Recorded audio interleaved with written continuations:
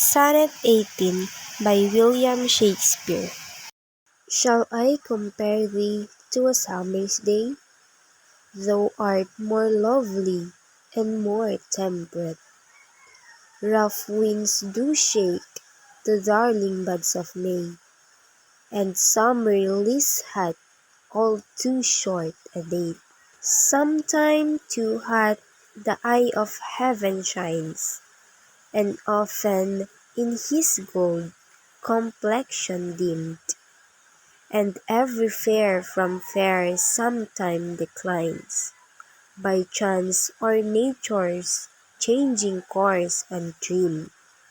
But thy eternal summer shall not fade, nor lose possession of that fair thou owest, nor shall death brag thou wanderest in his shade, when in eternal lines through time thou growest. So long as men can breathe or eyes can see, so long lives this, and this gives life to thee.